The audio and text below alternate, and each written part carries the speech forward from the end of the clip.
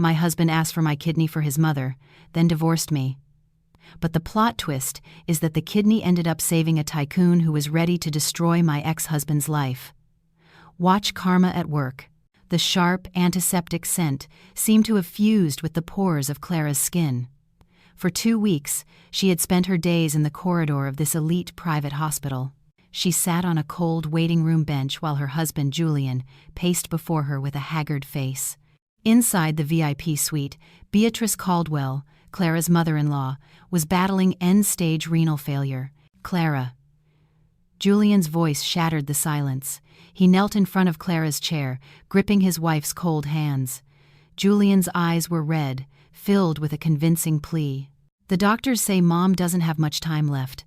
Dialysis isn't working anymore. Her heart is getting weaker. Clara swallowed, her throat dry. I know, Julian. It breaks my heart to see her like this. We can't wait on the national transplant list, Clara. That could take years, Julian urged, his grip tightened. But you're a match. The initial test last week proved your blood type and tissues are compatible. It's a miracle, honey. Clara turned her face away. This topic had been brought up 3 times in the last 2 days, and each time, the fear became more real. Losing an organ was no small matter. Julian, I'm scared, Clara whispered honestly. It's major surgery. What if there are complications? What if I can't get pregnant later? Julian let out a long, slightly harsh sigh before softening his expression again. He cupped Clara's face. Honey, listen to me. Medical technology is so advanced now. You'll be perfectly fine. And as for getting pregnant, we have plenty of time. The most important thing right now is Mom. Julian looked straight into Clara's eyes, playing his trump card. Clara, you grew up in the foster system. You always said you wanted to feel the warmth of a big family, right? Mom may have been a little hard on you, but that's just because she wanted you to be a tough daughter-in-law. This is your moment, Clara. Prove that you're not an outsider. Prove that you are one of us, part of the Caldwell family. Those words struck Clara's weakest point. Family. Since her parents died in a car crash when she was 10, Clara had lived in a long, lonely silence. Marrying Julian 2 years ago was her hope for a place to finally call home. However, Beatrice Caldwell had never truly accepted her because of Clara's modest background, a stark contrast to Julian's family, who were respected textile magnates. If I do this, Clara's voice trembled, will your mom really accept me? Of course, Julian beamed, as if a 1,000-ton weight had just been lifted from his shoulders. He kissed the back of Clara's hand repeatedly. You will be the savior of this family. Mom will love you like her own daughter. I promise, Clara. I will take care of you for the rest of my life. We will be so happy after this. The promise sounded so sweet, so intoxicating. Clara, starved for affection, finally gave a slow nod. All right, Julian, I'll donate my kidney to your mother. A triumphant smile flashed across Julian's face, though only for a second before he pulled Clara into a tight hug. Thank you, honey. You won't regret this. Clara returned the hug, unaware that behind her back, Julian's gaze was not one of love, but of someone who had just closed a difficult business deal. The administrative process moved with lightning speed, as if Julian and the hospital had prepared everything, only waiting for Clara's yes. The night before the surgery, Clara sat in a VIP administration office. Before her was a stack of medical consent forms. Julian sat beside her, while a notary and a junior surgeon waited. This is standard procedure, Mrs. Caldwell, the young doctor said. A statement that this donation is voluntary, without coercion, and without material compensation. Clara skimmed the documents, her eyes catching clauses about the risk of death and long-term complications. Her hand trembled as she held the pen. Sign here, honey. Julian pointed to the line at the bottom. And here. Oh, one more. This is an emergency rights waiver form. What's this? Clara asked, pointing to the last page, where the print was tiny. It's just a formality in case of a force majeure situation in the operating room, Julian explained quickly. For example, if there's a technical issue, the doctors have full authority to make the best decision for the safety of the international organ. Clara, physically and mentally exhausted from the series of pre-op tests, didn't argue. She just wanted this to be over. She wanted to see Beatrice's proud smile. She wanted to feel like she belonged. With a deep breath, Clara signed her name. The black ink dried, sealing her fate. The next morning, Clara was lying on a gurney, dressed in a faded green surgical gown. She was wheeled down the long corridor toward the central surgical unit. The fluorescent lights on the ceiling streaked past above her, making her dizzy. In front of the operating room doors, Julian held her hand one last time. "I love you," Julian whispered. "We'll be waiting for you in the recovery room. After this, we'll take that vacation to Europe, just the two of us." "You promise?" Clara asked weakly, the pre-op sedative starting to take effect. "I promise," Julian replied. He kissed her forehead. The kiss felt warm, the only warmth Clara felt in the chill of the hallway. The automatic doors slid open. Clara was pushed inside. The air was much colder here. The rhythmic beeping of the heart monitor was the only music. The anesthesiologist placed an oxygen mask over her face. "Count down from 10, Mrs. Caldwell." The doctor's voice sounded distant.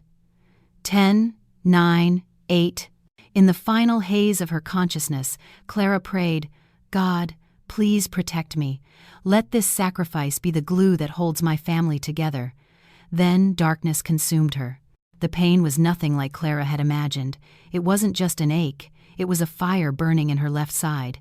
Every breath felt like the stab of a knife. Clara blinked, trying to adjust to the light in the room.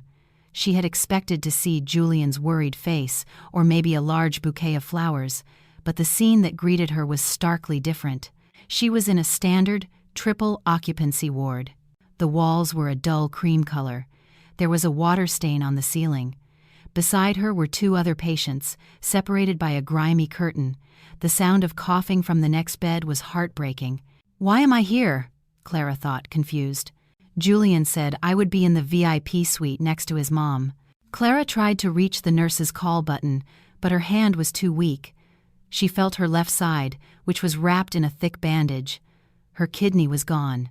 She had done her part. The door opened.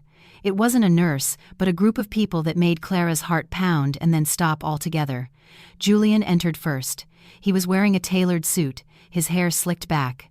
Behind him, a nurse pushed a wheelchair. In it sat Beatrice Caldwell.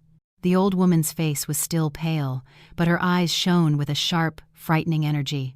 And beside Julian stood another woman, tall, beautiful, wearing a striking maroon dress. Her hand was wrapped intimately around Julian's arm. "Julian." Clara's voice was hoarse, her throat aching. "Mom, why am I in a public ward? Was the surgery a success?" Julian didn't answer. He walked to Clara's bedside and tossed a thick brown envelope onto her chest, right over her fresh wound. "The surgery?" "Oh, you did your part," Julian replied flatly. There was no more honey, no more term of endearment. His voice was as cold as ice. Clara stared at the envelope with a trembling hand. "What is this?" "Divorce papers," Julian said casually. "I've already signed them. You just need to sign, and my lawyer will handle the rest." Clara's world collapsed. The beeping of the monitor beside her sounded like an alarm siren. "Divorce? But why? I just gave my kidney to your mother. You said we were a family. You promised." Beatrice cackled, her voice raspy but full of venom. "Don't be delusional, Clara. You were never on our level. You were just some foster kid who happened to have the same blood type as me. That was your only function." The old woman smiled, the most terrifying smile Clara had ever seen. "Thanks for the kidney, but now that it's out of your body, you're useless. Used goods don't belong on the display shelf." Tears streamed down Clara's face, soaking the stiff pillow. The pain from her incision was nothing compared to the agony ripping through her chest. She looked at Julian, searching for a trace of the man who had proposed to her. "Julian, tell me this is a lie," Clara sobbed. "You love me, right?" The woman in the red dress beside Julian let out a small laugh. She raised her left hand, showing off a large, glittering diamond ring on her finger. "Hello, Clara. Do you remember me?" the woman asked. Clara squinted through her tears. Tiffany. Tiffany was Julian's ex-girlfriend from college. They had broken up because Tiffany pursued a modeling career overseas. "Julian never loved you, darling," Tiffany said, stroking Julian's shoulder. He married you because I was busy in Paris, and his mother happened to need a spare part, a healthy one. We planned this ever since his mom was diagnosed a year ago. As soon as you agreed to donate, your role was over. Now I'm back, and we're getting officially engaged." Julian nodded without a shred of guilt. "Tiffany is pregnant with my child, Clara. A boy. A true heir to the Caldwell family. We need our status to be clear, so sign the papers and get out of our lives." "You're monsters," Clara hissed, her anger rising through her despair. "I'll go to the police. I'll sue you." "On what grounds?" Julian sneered. "You signed a voluntary, uncoerced donation agreement. Legally, we're clean. And for the divorce, I'll give you a $10,000 settlement, enough to rent a shabby studio until your wound heals." $10,000! Clara screamed hysterically, ignoring the searing pain in her side. "You took a part of my body and threw me away like trash for $10,000. Take it or leave it," Beatrice snapped. "Let's go, Julian, Tiffany. The air in this ward reeks of poverty. I don't want my new kidney getting contaminated." They turned to leave Clara in her shattered world. Clara felt her spirit leaving with their footsteps. She had been used, operated on, and discarded in less than 48 hours. "Doctor!" Just as Julian reached for the doorknob, the door swung open with force. A tall man in a long white coat strode in. His aura of authority was so strong it made the small room feel even more cramped. Behind him, 2 nurses and an assistant followed with tense faces. It was Dr. Leo Vance, the head of transplant surgery at the hospital, the man who had led Clara's operation yesterday. His usually stoic face was now rigid and cold. His eyes shot daggers at Julian and Beatrice. Who authorized a post-transplant patient to be subjected to this kind of emotional distress? Dr. Vance's voice was low but boomed in the quiet room. He glanced at Clara's erratic heart monitor. Julian tried to put on an arrogant front. "Doctor, our business here is finished.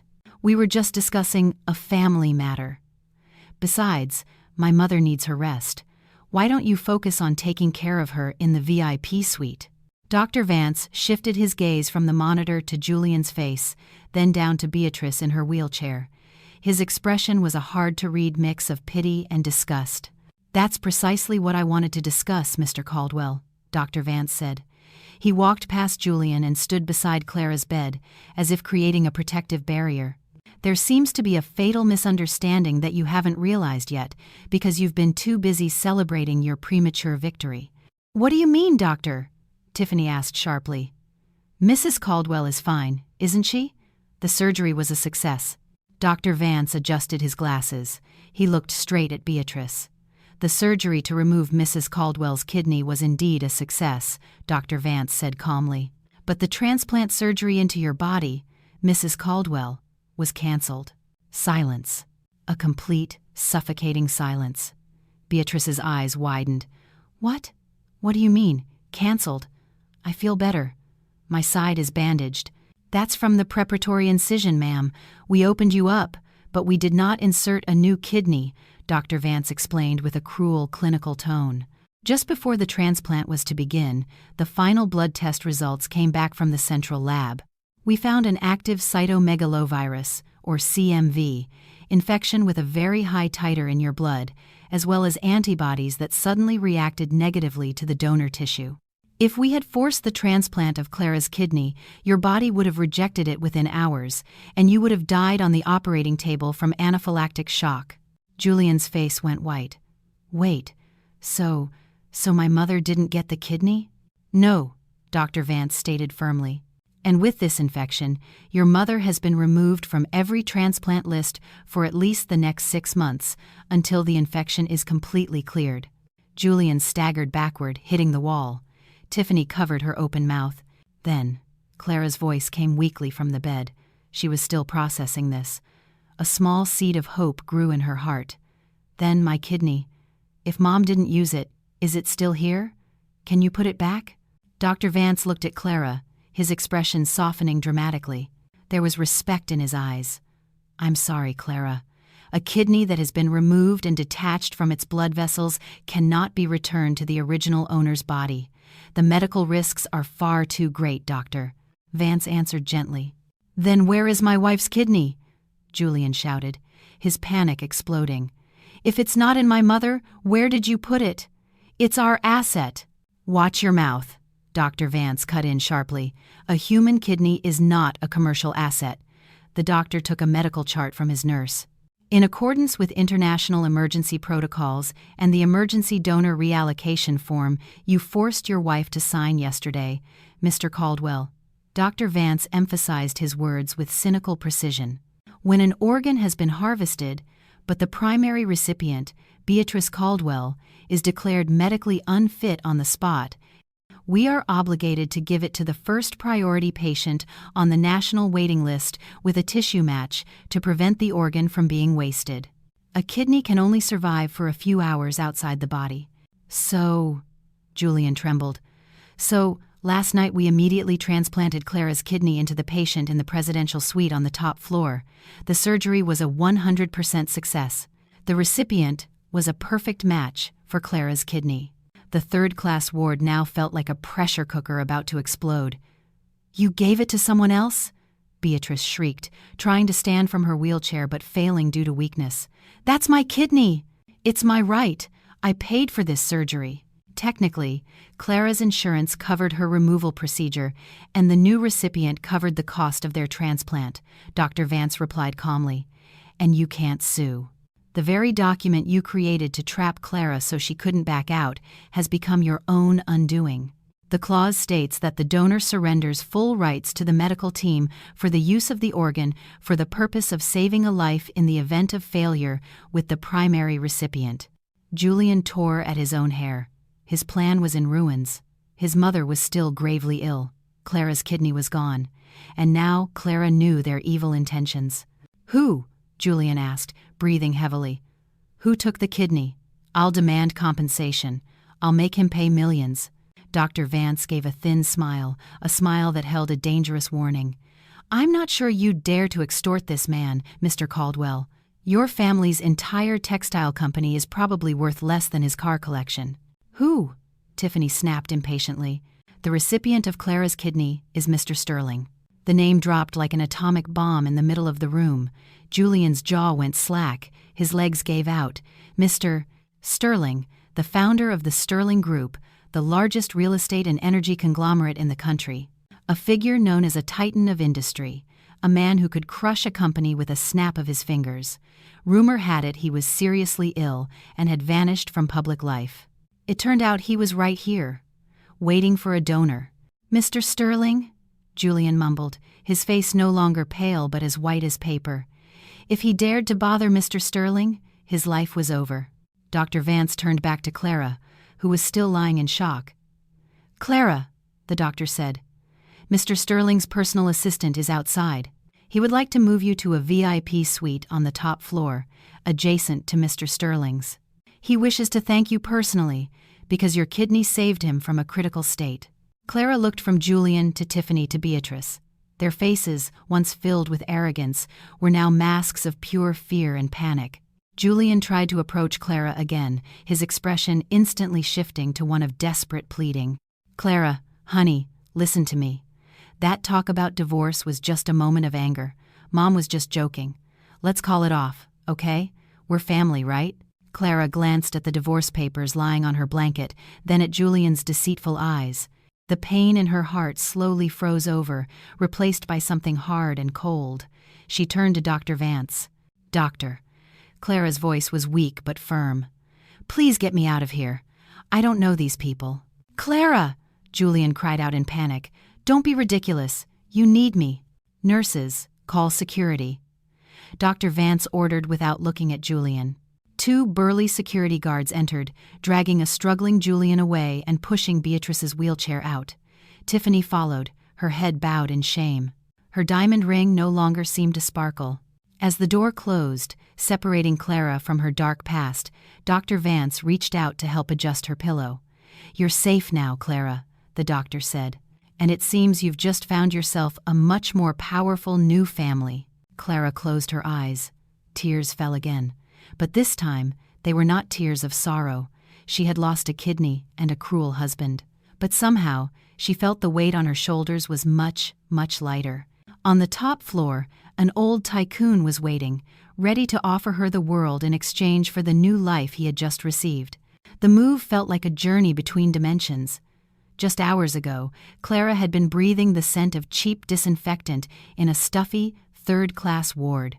Now, her gurney glided smoothly over the thick carpets of the hospital's top floor, the Emerald Wing, an area reserved for high-ranking officials and billionaires. Clara still felt dizzy from the anesthesia, but she was lucid enough to sense the change in atmosphere. There were no noisy visitors, no crying babies, just a dignified silence and the fresh scent of lilies. Dr. Vance walked beside the gurney, checking the IV in Clara's hand. On the other side walked a middle-aged man with sharp, Asian features in a perfect black suit. The man introduced himself as Mr. Chen, Mr. Sterling's chief of staff. "Your room is ready, Mrs. Caldwell, Mr.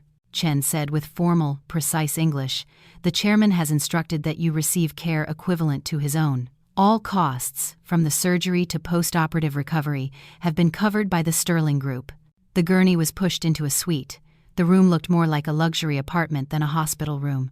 There was a living area with a leather sofa, a small kitchenette, and a massive glass window displaying a panoramic view of the Manhattan skyline. As the nurses transferred Clara to the plush, electric bed, her tears began to fall again, not from physical pain, but from the agonizing contrast. Her own husband, the man who swore before God to protect her, had thrown her into a squalid ward after taking her organ. Meanwhile, a stranger she had never even met was treating her like a princess because of a medical coincidence. "Why?" Clara asked softly to Mr. Chen, who stood politely at the foot of the bed. "Why are you being so kind?" "I was just a coincidental donor." Mr. Chen bowed respectfully. His face was stoic, but his eyes held genuine sincerity. "To you it may be a coincidence, ma'am. But to Mr. Sterling, your kidney is a second chance to see the sunrise. In our world, a debt of life is the most expensive debt of all, and Mr. Sterling always pays his debts in full." Mr. Chen placed a new smartphone on the bedside table. "Your old phone was destroyed by Mr. Caldwell while you were in surgery, according to a nurse's report. This is a replacement. My contact number and that of our legal team are already programmed in. If your ex-husband or his family attempts to come within 100 yards of you, press the emergency button. Our security team will handle the rest." "Handle it?" Clara asked hesitantly. "Ensure they do not disturb your rest, by any means necessary," Mr. Chen replied calmly. Dr. Vance finished checking her vitals monitor. He looked at Clara with a rare, faint smile. "Rest, Clara. Your wound needs time to heal. But remember, physical healing is easy. The hard part is healing this." He pointed to his own chest. "Don't let them win by seeing you broken." That night, for the first time in her 2-year marriage, Clara slept without the anxiety of being scolded by her mother-in-law or ignored by her husband. In that quiet luxury, a seed of courage began to grow in her fractured heart. A week passed. Clara's physical condition improved rapidly, thanks to first-class nutrition and a team of specialists monitoring her around the clock. But the outside world kept spinning. That morning, Mr. Chen entered with a stern-faced man carrying a leather briefcase. "Mrs. Caldwell, allow me to introduce Mr. Fletcher, the head of Mr. Sterling's personal legal division. He is here to assist with your civil matters." Clara sat up, leaning against the pillows. "Civil matters?" "Mr." Fletcher opened his briefcase. "The divorce papers Mr. Caldwell threw at you. We have studied them. Mr. Caldwell's lawyer, whose competence is questionable, pushed for the divorce to be finalized as quickly as possible on the grounds of irreconcilable differences. Mr. Caldwell wanted a default judgment to get it over with." Clara clenched her fists over the blanket. "He wanted to marry that woman as soon as possible." "Precisely," Mr. Fletcher nodded. "And because of that, he was careless. Very careless." Mr. Fletcher presented a thick document. "Mr. Caldwell and his mother were convinced you were a naive woman who understood nothing about the law. During your 2-year marriage, Mr. Caldwell often had you sign various company documents under the guise of administrative paperwork for the director's wife." Clara nodded. "He said it was for tax purposes. I just trusted him." Mr. Fletcher smiled grimly, the smile of a predator who had found easy prey. Mr. Caldwell used your name to register property assets and majority shares in 2 of his textile subsidiary companies. The purpose was asset protection. If his main company went bankrupt or was sued by a bank, these assets would be safe because they weren't in his name. He thought, because you were an obedient wife, these assets would remain under his control. And then? Clara's heart began to race. And then he filed for divorce without demanding a division of marital assets because he wanted a fast process and didn't want to pay you a single dime. In his divorce petition, it is clearly written, the husband makes no claim to any assets held by the wife and relinquishes all rights to assets registered in the wife's name out of goodwill. Clara was speechless. Wait, what do you mean? It means, Mr. Fletcher cut in, with undisguised satisfaction, that legally 2 textile factories in New Jersey, a villa in the Hamptons, and 3 commercial properties in Soho that are registered in your name are now, officially and irrevocably, yours. Entirely yours, once the judge's gavel falls. Julian doesn't realize? He's too busy with his new woman and panicking over his sick mother. He forgot that he ever hid those assets under your name. Or perhaps he thought you were too stupid to hire a lawyer of my caliber who could trace them. Clara laughed. It started as a soft chuckle and grew into a bitter, cathartic laugh that released the tightness in her chest.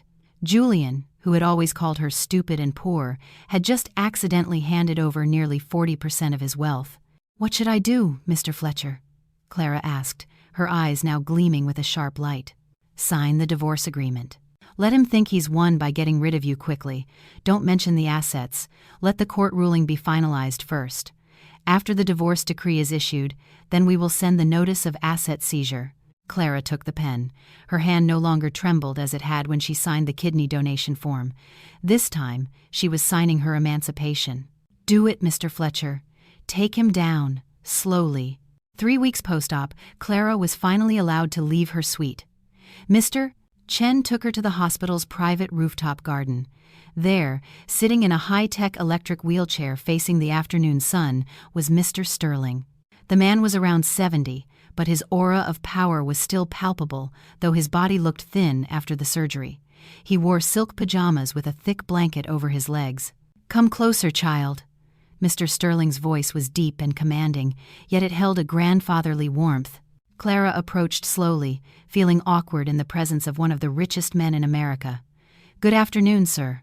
Mr. Sterling turned his wheelchair. His face was stern, etched with sharp lines, but his eyes studied Clara with a profound intensity. Don't call me sir. Call me Grandpa, or Conrad if you're not comfortable yet, he said.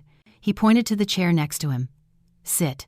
After Clara sat, he stared at her for a long moment. So, you're the woman who gave half her life for a devil, but God diverted it to me. I didn't have a choice at the time, Clara answered honestly. We always have a choice, Clara. But you chose to sacrifice because you longed for love, Mr. Sterling cut in, his words sharp but not hurtful. I've read your file, grew up in the system, fought on your own, then manipulated by the Caldwells. You remind me of my granddaughter who passed away 10 years ago. She also had a heart that was too soft. Mr. Sterling sighed, his gaze distant. Listen, Clara, your kidney is working in my body. Every time I take a piss, every time my blood is cleansed of toxins, it's because of you. The doctors say I might have another 10 or 15 years. That is precious time for me to settle my legacy. I'm glad you're well, sir, Clara said sincerely. Fletcher tells me you've agreed to take your ex-husband's assets. Good, that's the first step, Mr. Sterling said. But wealth alone isn't enough. You need teeth. Clara frowned. Teeth? This world is cruel, child. Good people like you get eaten alive if you don't have teeth. The money from Julian's assets will run out if you can't manage it. What's your plan? Open a bakery? Get married again? Clara was silent. She hadn't thought that far ahead. I'll offer you a deal, Mr. Sterling continued. You gave me life. I will give you the world. Not just money, but the power to defend it. I will educate you, make you a respected businesswoman. I will train you until you can stand in front of your ex-husband and see him as an ant, not a giant. Mr. Sterling held out his wrinkled but strong hand. "Be my granddaughter. Become part of the Sterling family. But the conditions are tough. You can't be a crybaby. You have to study hard. You have to kill the old Clara. That meek, subservient doormat. What do you say?" Clara looked at his hand. She remembered Beatrice's sneer, Tiffany's laugh, Julian's betrayal. If she returned to the world as the old Clara, she would just be trampled on again. Clara took Mr. Sterling's hand. Her grip was firm. "Teach me, Grandpa. Teach me how to destroy them." Mr. Sterling smiled broadly. "Now that's the spirit I was looking for. Welcome to the family, Clara." 6 months flew by, time moving at a different pace for Clara. She no longer lived at the hospital but in the main Sterling residence, a sprawling mansion on Park Avenue. Her life, however, was not one of leisure. Her daily schedule was brutal. 5 a.m. Yoga and meditation for physical recovery. 7 a.m. Breakfast, while reading global economic summaries with Mr. Sterling, who would grill her with sharp questions. Why did nickel futures drop? What is the impact on the textile industry? If Clara couldn't answer, she had to reread the reports. 9 a.m. to 3 p.m. Intensive private tutoring in business management, corporate law, public speaking, and high society etiquette. The best mentors were brought directly to the mansion. 4 p.m. Visits to Sterling Group, subsidiary offices to observe real-world operations. The hesitant Clara slowly vanished, her appearance transformed. Her once long, unkempt hair was now cut in a chic, shoulder-length bob that conveyed decisiveness and modernity. Her skin glowed from regular treatments. Her drab housewife clothes were replaced with designer blazers and high heels that clicked with confidence on marble floors. But the biggest change was in her eyes. The pleading look seeking approval was gone. Her gaze was now sharp, analytical, and cold. Meanwhile, news from the outside world reached her through Mr. Fletcher's reports. The divorce was finalized 3 months ago. Julian didn't attend the final hearing, too busy planning his engagement to Tiffany. As planned, the assets in Clara's name were legally hers. However, Mr. Fletcher deliberately delayed the seizure. "Let them get fat before the slaughter," Clara had said during a strategy meeting. "Let Julian feel secure using those factories and properties. Just when he feels he's on top, we'll pull the rug out from under him." Beatrice's condition worsened. Without a new kidney, she needed dialysis 3 times a week. The costs were piling up. Julian was starting to have cash flow problems due to Tiffany's extravagant lifestyle and his mother's medical bills.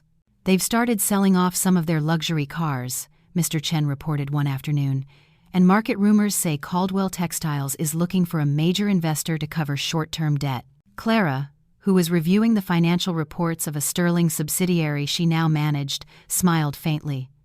"They need money," she murmured. "What a coincidence. We have plenty of it." Clara closed her laptop. She looked at her reflection in the window. "Mr. Chen, prepare an acquisition plan, but don't use the Sterling Group name directly.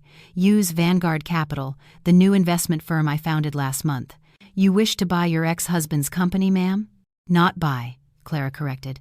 "I want to offer him a rope made of gold. He will gladly put it around his own neck." The atmosphere at the Caldwell Textiles office was grim. Julian slammed the phone down in frustration. The bank rejected another credit extension. He yelled at his terrified secretary. "Damn it. They said our debt ratio is in the red." Tiffany walked in without knocking. Her growing baby bump was visible under her tight dress, but her face was far from happy. "Julian, my credit card was declined at Hermes." "It was so embarrassing," Tiffany protested. "I thought we were rich. Why is the limit maxed out?" "Shut up, Tiffany. I have a headache," Julian snapped. "Mom needs surgery for a new dialysis access port tomorrow. It costs $50,000. Our main supplier won't ship materials because we're 2 months behind on payments, and you're thinking about a handbag? Well, that's your fault. We should have gotten a bigger settlement or something from that pathetic ex-wife of yours, or blackmailed that doctor." "Don't mention that doctor." Julian's face paled. He was still traumatized by Mr. Chen's implicit threats. Since the incident at the hospital, Julian hadn't dared to find out what happened to Clara. To him, she was either dead or homeless under a bridge. Suddenly, the intercom buzzed. "Mr. Caldwell, there's a special courier from the Sterling Group in the lobby with an invitation for you." Julian's eyes widened. "The Sterling Group? Send him up, quickly." A uniformed courier entered and handed over a blood-red velvet envelope with gold lettering. Julian opened it with trembling hands. An exclusive invitation to the Sterling Group's annual investment gala. The Plaza Hotel, Saturday at 7 p.m. Tucked inside was a small card. "We hear Caldwell Textiles has potential. We invite you to present a business proposal to our new director handling investments in the textile sector." Julian felt like he had just won the lottery. His stressed face brightened instantly. "Tiffany, look at this!" Julian exclaimed hysterically. "The Sterling Group, the #1 conglomerate, is looking at us. If they invest, not only will our debts be cleared, we could expand overseas." Tiffany snatched the invitation, her eyes sparkling at the gold logo. "Seriously? Does that mean we'll be super rich again?" "More than rich. This is our ticket to the major leagues," Julian laughed, forgetting all his problems. "Get your best dress ready. We have to look perfect on Saturday. We have to impress that investment director." They had no idea the invitation was not a ticket to heaven, but a summons to judgment. Across the city, in a massive walk-in closet, Clara stood before a mirror. Dr. Vance, who now visited not as a doctor but as a friend, and perhaps more, stood in the doorway, mesmerized. Clara was wearing a midnight blue evening gown that elegantly hugged her form, revealing her graceful shoulders. Around her neck was a diamond necklace from Mr. Sterling, a graduation gift from her business training. "Well?" Clara asked, turning. "You look dangerous," Dr. Vance commented honestly, smiling in admiration. "They won't know what hit them." Clara touched the pendant of her necklace, her smile mysterious. "Julian always said I had to prove I was part of the family," Clara whispered. "Tonight, I'm going to show him the true meaning of family. A family that protects its own and destroys anyone who hurts its members." Clara picked up her clutch. Inside wasn't powder or lipstick, but a flash drive containing asset data and evidence of Julian's fraud, ready to be displayed on a giant screen if necessary. "Let's go, Doctor. The show is about to begin." The grand ballroom of the Plaza Hotel that night was a sea of luxury. A giant crystal chandelier cast light onto the diamond jewelry worn by the wives of tycoons and politicians. Soft jazz music mixed with the clinking of champagne glasses.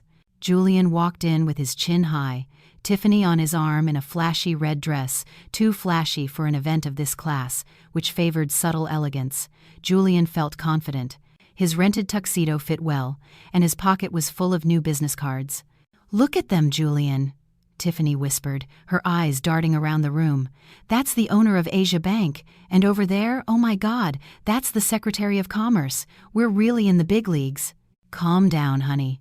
Don't look so provincial," Julian chided, though his own heart was pounding. "Remember our goal. We find the investment director from Vanguard Capital.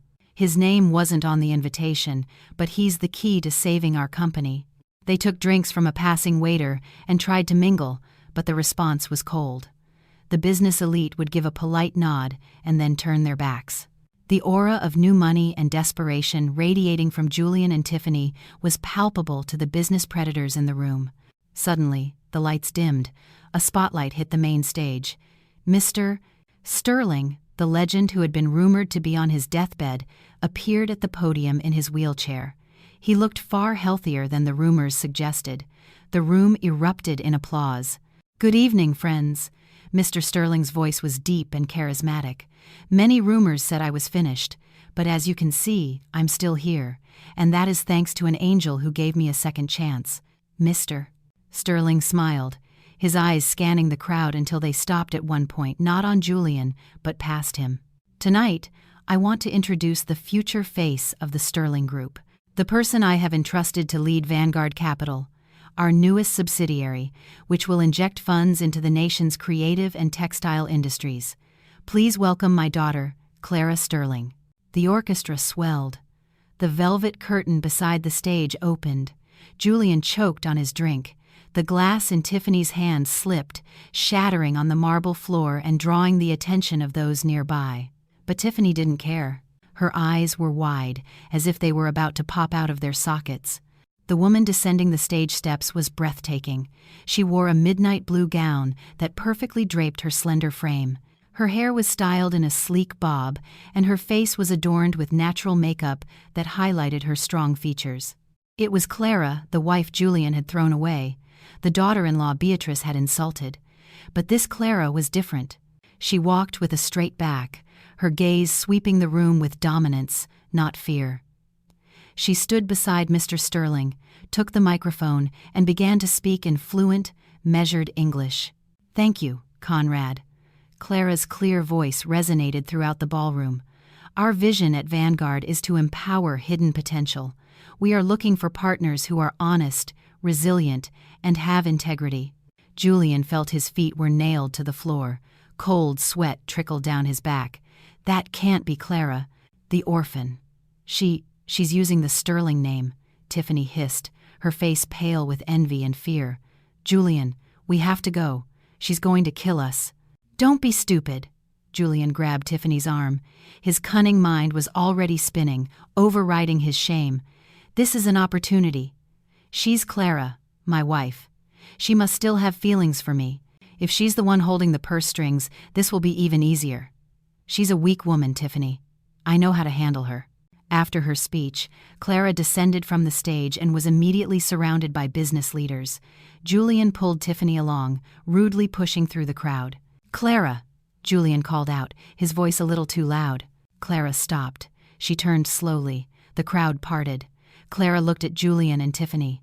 There was no anger in her eyes, no sadness, just a blank stare, as if looking at strangers who had wandered into the wrong room. "I'm sorry, sir?" Clara tilted her head, feigning forgetfulness. "Julian, it's me, Julian. Your husband. I mean your ex-husband?" Julian stammered, his smile stiff. "And this is Tiffany. We were invited." "Ah." Clara nodded curtly, as if just remembering the name of a long-gone maid. "Mr. Caldwell, of Caldwell Textiles. I've read the proposal that reached my secretary's desk. Drastically declining company performance, high debt ratio, and pending legal issues." Julian fell silent, his face turning red with public humiliation. "But," Clara continued, a thin, cold business smile on her lips, "Vanguard Capital is professional. We evaluate numbers, not the past. If you want to talk business, come to my office on Monday morning. Don't bring personal matters." Clara turned, her gown swishing as she walked away, escorted by Dr. Vance, who shot a sharp glare at Julian before leaving. Julian stood frozen. He had just been utterly dismissed, yet also given a sliver of hope. "See?" Julian whispered to Tiffany, his breath ragged. "She still wants to see me. She still cares. We're going to get that money." The luxurious Caldwell family home now felt gloomy. Several expensive paintings were missing from the walls, sold to cover monthly operational costs. The central air conditioning was turned off to save electricity, making the air inside feel stuffy and damp.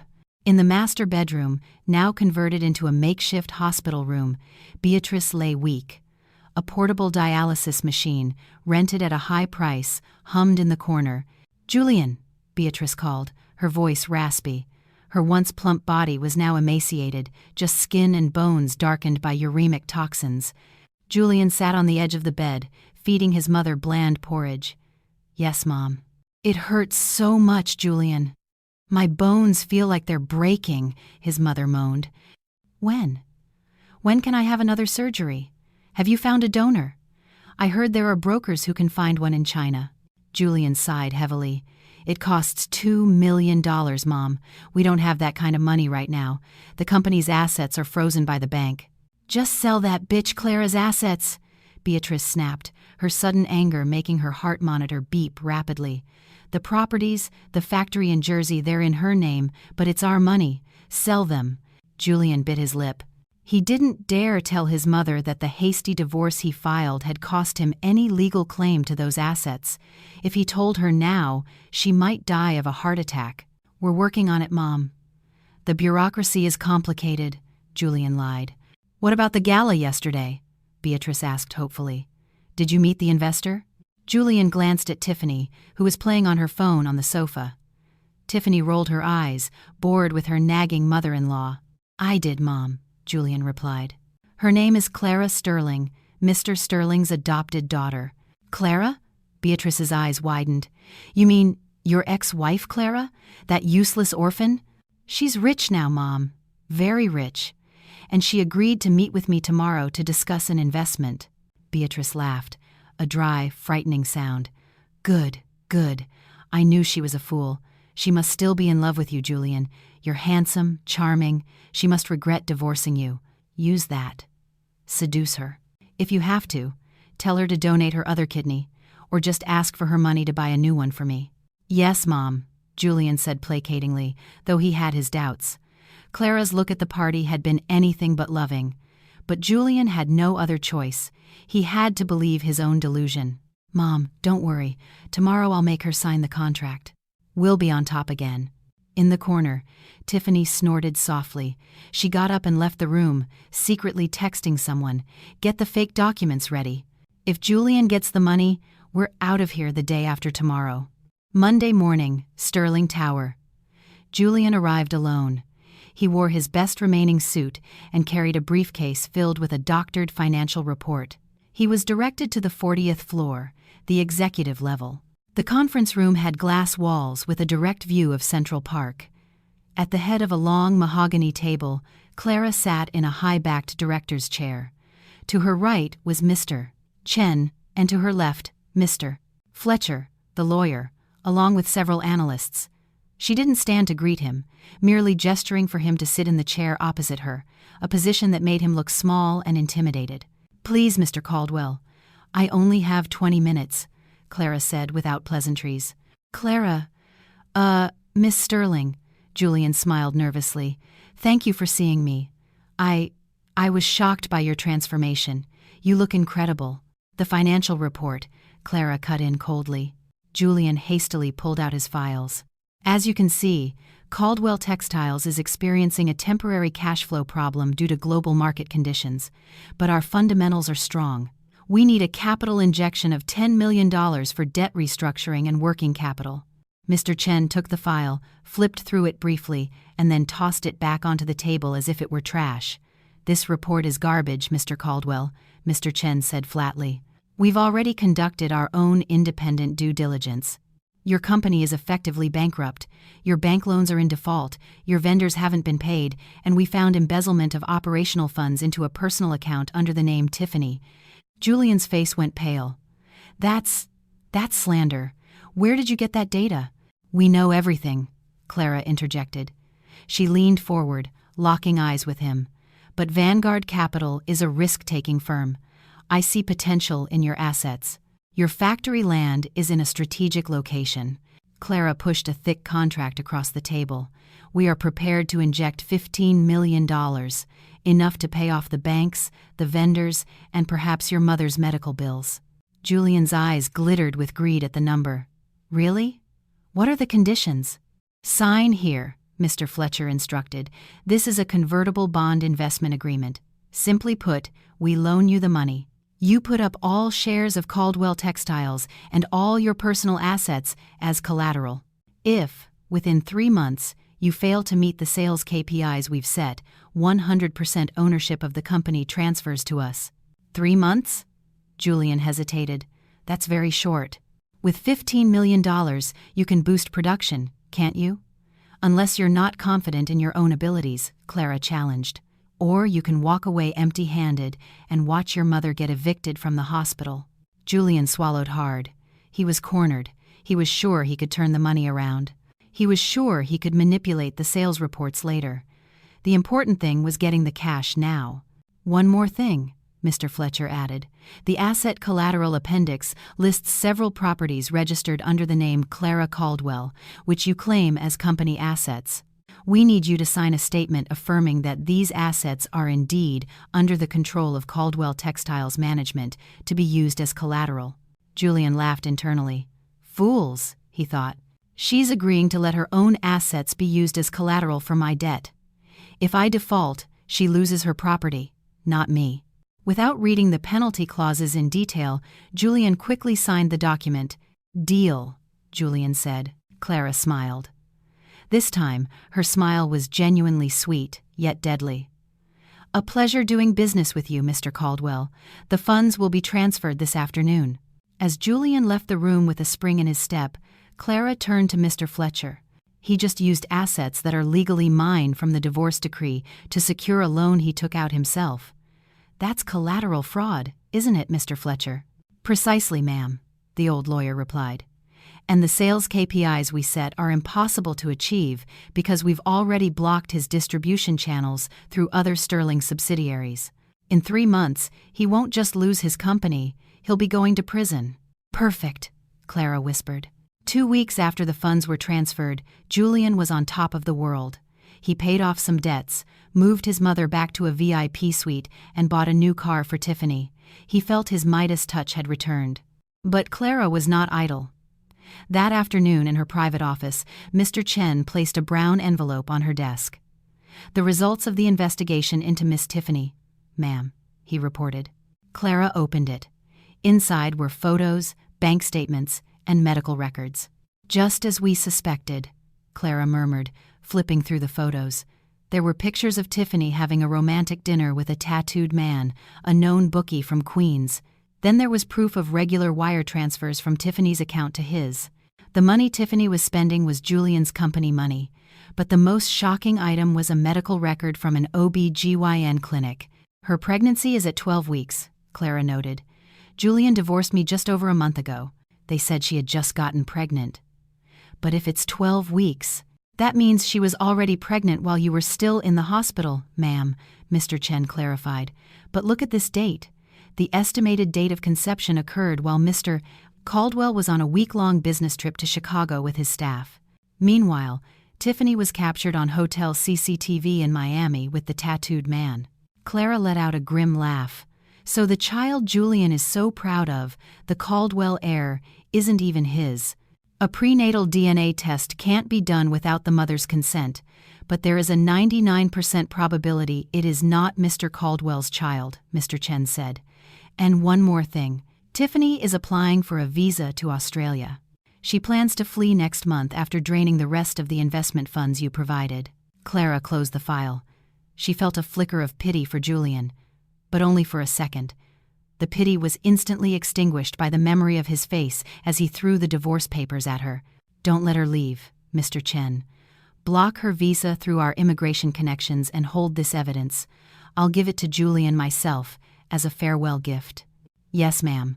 Oh, and Mr. Caldwell is insisting on taking you to a private dinner as a thank you for the investment. Clara tapped her fingers on the desk. Except, I want to see just how low he's willing to crawl. The restaurant was a dimly lit rooftop venue with a glittering view of the city. Julian had reserved a private area, complete with candles and roses. Clara arrived in a simple but elegant black dress. She sat opposite him, maintaining her distance. Thank you for coming, Clara, Julian said softly, pouring wine into her glass. I've missed dinners like this with you. We used to eat at that pizza place in the village, remember? Now look at us, on top of the world. I don't drink alcohol, Clara declined smoothly, pushing the glass aside. Let's get to the point, Julian. What is this about? Julian put down his napkin, putting on a sad face he had practiced in the mirror. I regret everything, Clara, he began, his voice feigning a tremor. I realize I made a huge mistake. I was under so much stress back then. Mom was sick. I panicked. And Tiffany came into my life when I was weak. She manipulated me. Clara fought back a wave of nausea. Manipulated you? Weren't you the one who said I was just a spare part for your mother? Those were my mother's words, not mine, Julian quickly deflected, blaming his own mother. You know how hard she can be. I was forced, Clara. I'm her only son. I was afraid of disrespecting her. But I swear my heart was screaming when you were in surgery. I love you, Clara. Only you. Julian dared to reach for Clara's hand across the table. Her hand was cold and still. Tiffany. She's just a burden, Julian continued, emboldened because Clara didn't pull away. She's materialistic. She's cruel. Not like you, so gentle and understanding. I realize now the baby she's carrying was a mistake. I'm not happy with her. In Clara's handbag, her phone was recording every word. So what you're saying is, Clara prompted in a flat tone. You want to get back together with me? Leave the mother of your unborn child? For you, I would leave everything, Julian promised, his eyes shining. We can start over. You have the capital, I have the business expertise. We can combine our strengths, get rid of Tiffany. We can take care of my mom together. Or, if you don't want to, we can put her in the best nursing home, as long as I'm with you. Clara looked at the man before her with utter disgust. For money and power, Julian was willing to discard his pregnant girlfriend and even his own mother. This man had no loyalty. He was a true parasite. Clara slowly withdrew her hand. She smiled, but her eyes were as cold as the Arctic. That's an interesting offer, Julian, she said. Very enlightening. I'll need some time to think about it. Of course. Take your time, Julian beamed, feeling his bait had been taken. I'll wait. I know we're meant to be. Clara stood up. I have to go. I have an early meeting tomorrow, a meeting about asset seizure. Whose assets? Julian asked, confused. You'll find out soon enough, Clara replied mysteriously. Enjoy your dinner, Julian. It might be your last fine dining experience for a while. Clara walked away, leaving Julian smiling foolishly, unaware that outside the restaurant, police cars and the Sterling Group's legal team were preparing for a dawn raid. Game over. Time for execution. The 3 months stipulated in the contract had passed. That morning, the New York sky was overcast, as if mourning the fate of Caldwell Textiles.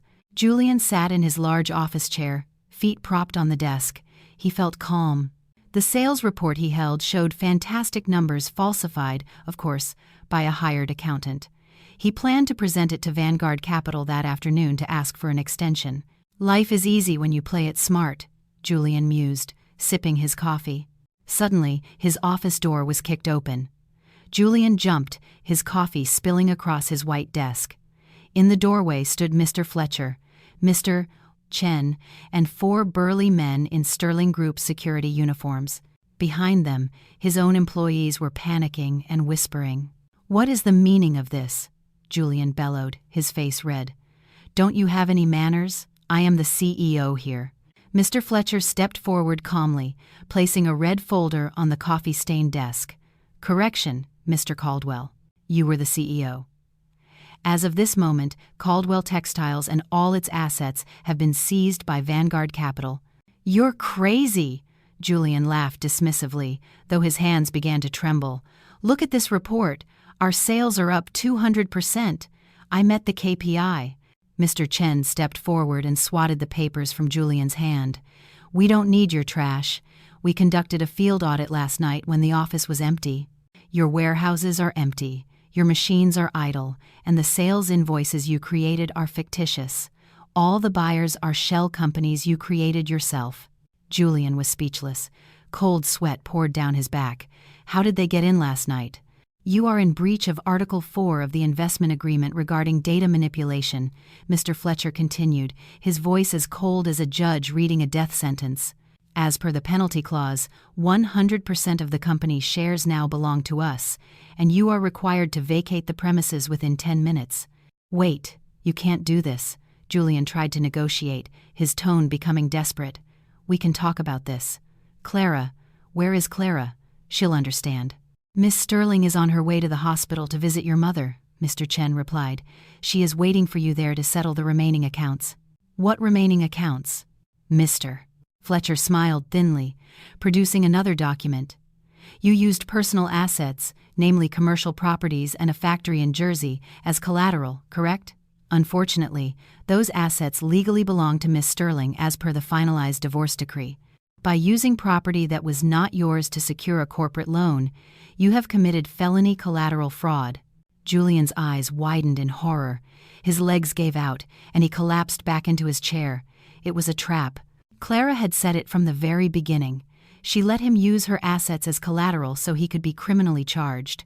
The police are waiting in the lobby downstairs, Mr. Chen said, glancing at his watch.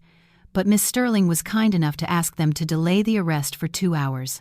She wants you to see the final act at the hospital. My advice is not to waste time. Julian didn't wait. He grabbed his car keys and ran out like a madman, bumping into his own employees, who stared at him with contempt. His empire had crumbled in an instant. The hospital's VIP suite was tense. The heart monitor beeped erratically, reflecting Beatrice's critical condition. Julian burst in, out of breath. He saw his mother lying weak, hooked up to tubes. On the sofa, Tiffany was frantically stuffing jewelry and Julian's luxury watches into her Louis Vuitton bag. "What are you doing?" Julian yelled, snatching the bag. "Are you trying to run?" "Let go, Julian!" Tiffany shrieked. "Your company is gone. Your credit cards are all dead. I have to save myself and my baby. Our baby! It's our baby!" "Whose baby?" A cold voice from the doorway cut through their argument. Clara stepped in. She wore a simple white dress, looking like an elegant angel of death. Behind her, 2 bodyguards closed and guarded the door, ensuring no one could leave. "Clara!" Beatrice whispered weakly, her eyes welling up as she saw her former daughter-in-law. "Help me. I'm sick." Clara ignored Beatrice for a moment, looking at Tiffany and Julian. "Please, continue," she said, sitting leisurely in a chair beside the bed. "Julian, you said our baby. You should probably see this." Clara tossed the brown envelope, the P.I.'s file, onto the floor at Julian's feet. Photos of Tiffany with the tattooed man and the medical records scattered. Julian picked them up with a trembling hand, his eyes darting between the intimate photos and Tiffany's face. What is this, Tiffany?" Julian's voice was hoarse. "This date. I was in Chicago." Tiffany was silent, her face pale. Checkmate. "And this," Clara pointed to the medical record. "Your blood type is B, Julian. Tiffany's is O. But the fetus has a genetic marker that is only possible if the father has type A blood, just like the tattooed man in the photos." "Whore!" Julian roared. He lunged at Tiffany, slapping her face so hard she fell to the floor. "You tricked me. You said it was my child. For you, I divorced Clara. For you, I ruined my life. You're the fool!" Tiffany screamed back, holding her red cheek. "Did you think I wanted a weak man like you for anything but your money? And your mother is just as bad. A miserable old hag. I'm sick of taking care of her." "Enough!" Clara's voice stopped the chaos. She took out her phone and connected it to the room's speakers. "Tiffany, you think you're a victim here? Why don't you listen to what your fiancé had to say about you just 3 days ago at dinner with me?" Clara pressed play. Julian's voice filled the room, crystal clear. "Tiffany, she's just a burden. She's materialistic. She's cruel. The baby she's carrying was a mistake. We can put my mom in the best nursing home. As long as I'm with you." The silence that followed the recording was far more painful than any shouting. Beatrice turned her head stiffly toward Julian, tears rolling down her wrinkled cheeks. Her precious son, the one she had always defended, the one for whom Clara was sacrificed, had been planning to dump her in a nursing home. "Julian," Beatrice sobbed. You were going to throw me away?" Julian shook his head frantically, backing away. He was trapped between the 2 women he had betrayed. "No, Mom, that was just a tactic. It was just a line to get Clara to give me money." "A tactic?" Clara stood up, her face a blank mask. "No, Julian, that is your true nature. You will sell anyone to save yourself. You sold your wife for a kidney. You sold your girlfriend for money. And you sold your mother for your own comfort." Clara looked at the 3 of them, broken and in ruins. "This is the family you were so proud of, backstabbing, deceiving, and discarding one another. Enjoy the hell you've created for yourselves." Tiffany, realizing her position was lost, saw her chance while Julian was distracted. She grabbed her bag and tried to run past the guards. Clara gave a hand signal. The police in the lobby would handle Tiffany on charges of embezzlement reported by Mr. Chen. Now only Julian was left, collapsed on the floor, crying like a child, and Beatrice, whose breathing was becoming shallow. Clara walked toward Beatrice's bed. Clara. Beatrice's thin, dry hand tried to reach for Clara's. Her skin was cold. "Forgive me. I was wrong. I was so wrong. Come back, child. Be my daughter-in-law again. Help me. Ask Mr. Sterling for a donor. He must have connections." The sight was pathetic. The woman who was once so arrogant, who had called Clara trash and a spare part, was now begging for her life from the very same person. Julian crawled over, hugging Clara's legs. "Clara, please, Clara. Mom is dying. I'll go to prison, I'll do anything, but please help my mother. You're a good person, right? You're an angel, aren't you?" Clara looked at Beatrice's hand and then slowly, firmly, pushed it away. "I did once donate my kidney, Beatrice," Clara said softly, "but I did it because I thought I was donating it to my mother. My own mother, who is gone, never asked for anything from me, but she gave me unconditional love."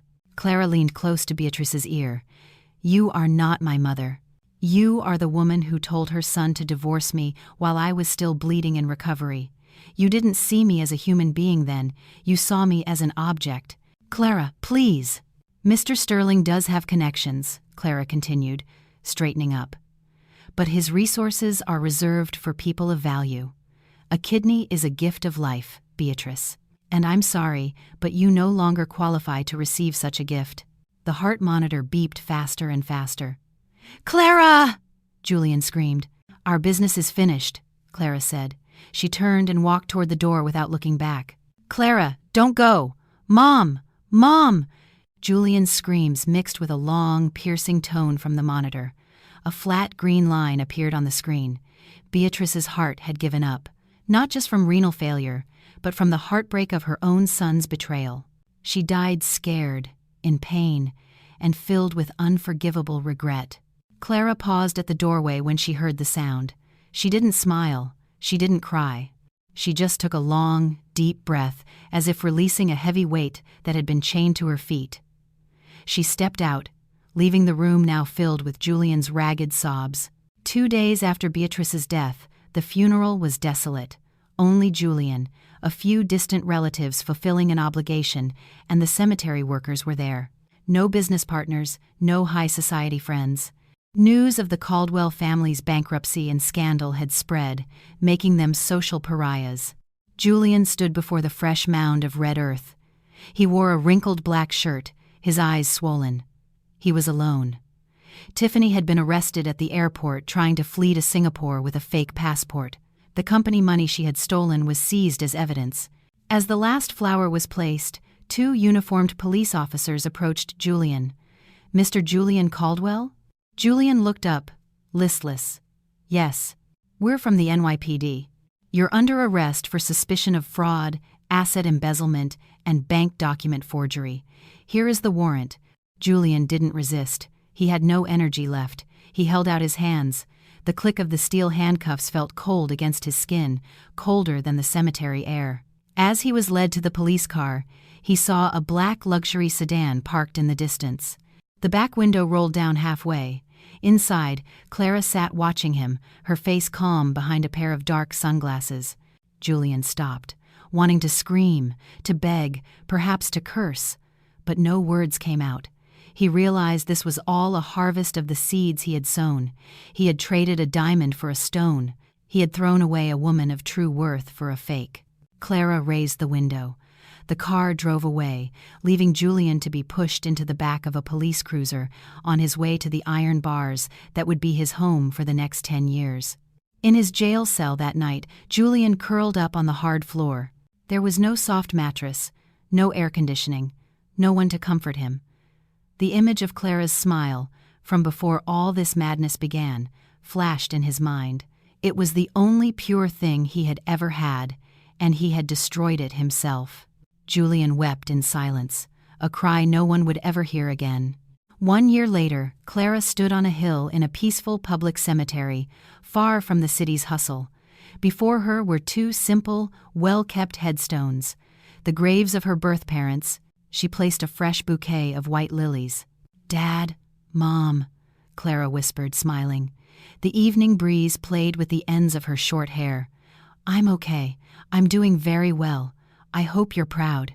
It had been a busy year for Clara. Under Mr. Sterling's guidance, she transformed Vanguard Capital into a respected social impact investment firm.